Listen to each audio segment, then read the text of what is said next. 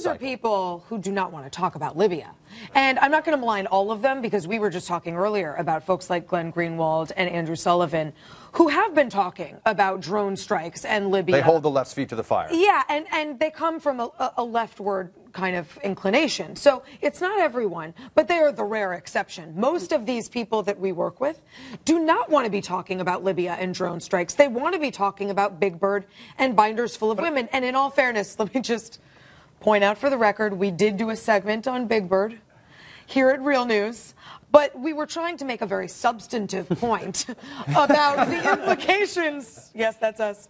The implications of cutting funding to PBS and how much money is spent. Big Bird and binders is easy. It's easy. Exactly. It's lazy. And it is lazy. And I think you say... There we go. You're coming to my side. Easy and lazy is closer to stupidity than bias. Listen, I think what happens is the mainstream media underestimates the knowledge of the viewers, of the Americans. At the same time, I think a lot of people presenting this news are not qualified to talk about Libya. They're not qualified to talk about the jobs number that come out the last Friday of every month. And that's why you see these headlines, and you don't see them actually talk about the numbers. And people at home are saying, tell me what this means. What does this number mean? They can't.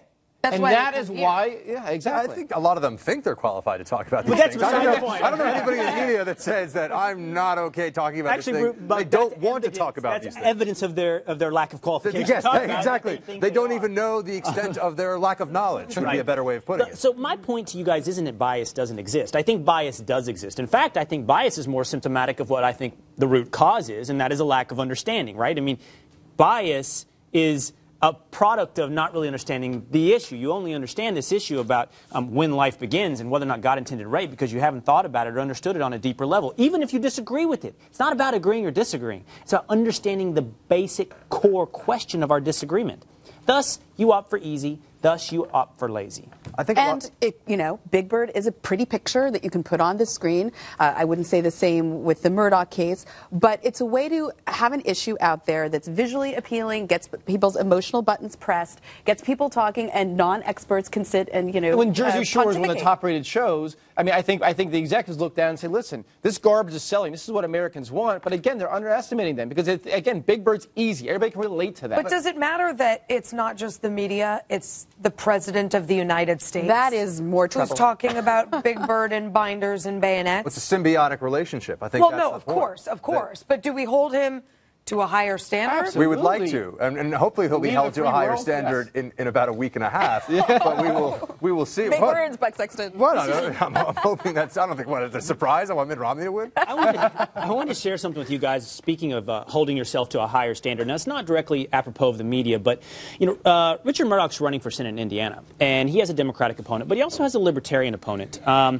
And this guy, who's the Libertarian candidate for Senate in Indiana, his name is Andrew Hornig. He wrote this letter today. And this is what he had to say in this letter. Basically, he said, I could sit here on the sidelines and take advantage of Murdoch's situation and try to siphon off some votes, but honestly, my principles don't allow me to do that.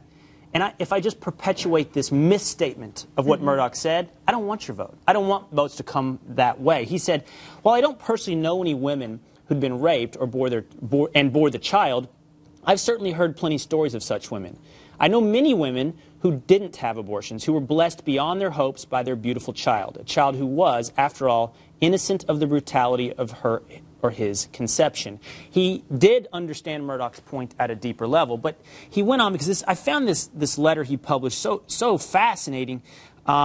He says, I'm sorry if my opinion offends people who might have come my way by way of Murdoch's words, but I don't want anybody to vote for me under false premises or hasty judgments. I've got to stand on my principles, which means I've got to defend my principles all the time, no matter how those chips may fall. That's an example. Admirable. Including being a decent person. Yeah. A decent person. And, presumably as the Libertarian candidate, he's competing for many of Murdoch's voters. And he's saying, I want you to be voting based on principle, not on this phony issue. Right.